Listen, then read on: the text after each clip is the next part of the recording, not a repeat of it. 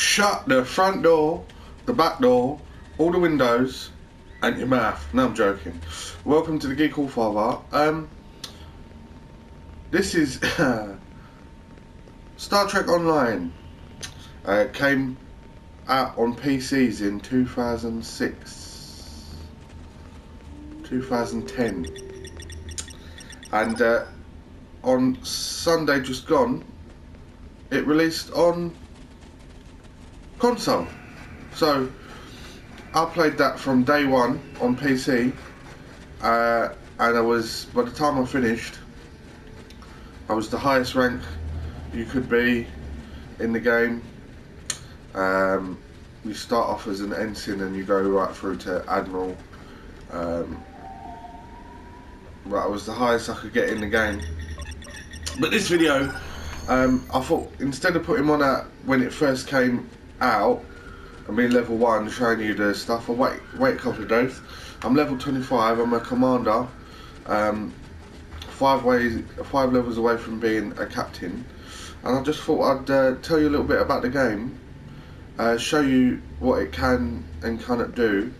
What they've done is reworked the whole game from the ground up, basically.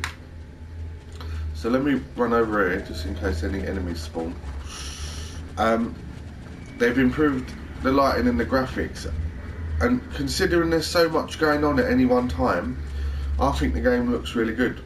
Now obviously when it was on the PC, you had a whole keyboard to use with control to alter that keyboard frame, and with shift to alter that keyboard frame. So you can imagine probably about 60 buttons you could have used. They've confined everything into a PlayStation 4 or an Xbox One controller. So this is the ground screen, and there's your team. There you go, there's my team. And in the bottom right corner there you can see R2, R1, circle, triangle, L1 and square. R2 and R1 are fixed to fire the 2 modes of your weapon, primary and secondary fire. 0 is to do a melee attack. Triangle is to swap your weapons. So there I've got a minigun on my back and in my hand now, and now I've got a split beam disruptor rifle. So I'll show you. I'll fire at a rock. Show you what those. So there's the fire. Yeah, and there's a secondary fire, and if there was an enemy there, that would have split between 3 of them. L2, you can first person zoom. Doesn't let you move the reticle. What that will do is if you move right stick whilst you're holding down L2, you'll switch between enemies. There's none close enough for me to show you. R1 brings up your power wheel for one of those R1 or square. So you can assign one of these power wheel items to that button all the time. So you push into the left stick and it will change it to, that's a Lobby crystal, that's not going to be any good for anyone. So I've got my grenade that I use on my own. Because there's so many buttons, the game has actually you can auto execute these powers. So not that one because it's stealth. Here's my tribble. But if you push R1 while you're in this menu, the little green box says auto execute whenever possible. Power auto execute after 10 seconds after the start. Executes when target is commander rank or higher, or you have to activate it yourself. Now with so many things to do in a fight, this auto execution thing is good. On the PC, all of this stuff would be in one tray down the bottom, so you could just mouse click over it whilst you were fighting. Oh, there's a Gorn up there, watch. They've seen me but they can't get to me. Oh, there you go. So see there, I'm aiming at him and I can switch through just by going left and right, and then we can shoot the motherfucker. This weapon doesn't work so well. And here's my secondary weapon. Oh wow, I've been hanging around so long that the whole enemies have respawned. I'm gonna die, basically. because I can't take that many enemies on. Fuck.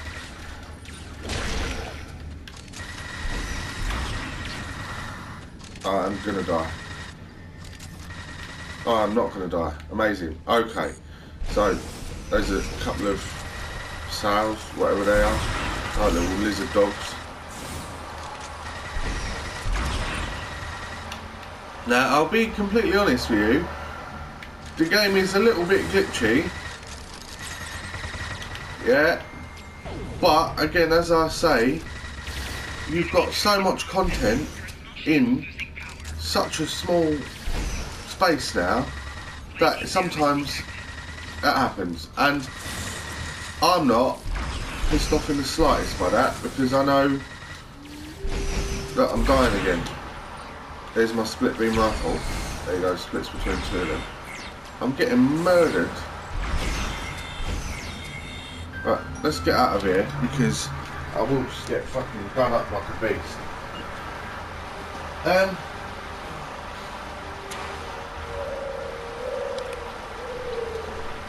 Oh fucking hell, more enemies. Right, yeah, I'm really happy with this game. Especially the auto execute, because on PC, where I had a whole keyboard and a mouse, it was actually easier to use, almost.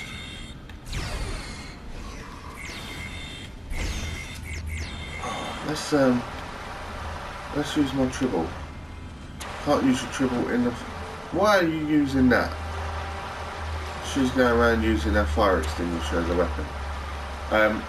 But you can still, you can execute all of this stuff if you like on your own, and then there's some things that shouldn't be in this tray, but the game's put them in there. So some Lobby crystals you can't use in combat, and well, that pattern enhancer you can. It won't do much though.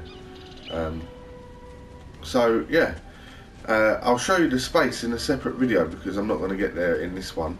But this is the menu as well. So again, the whole menu that was in the PC game has been reworked for this one. So you still get the credit store, the lithium store. You can purchase then and exchange dilithium just like you did in the game. It's exactly the same in the PC version. The area map, galaxy map, all the same. PvP queues, PvE queues, event calendar, mission journal, see what you're doing, all the same. So I've only just started the game, and it came with all the content they've had on PC up until now.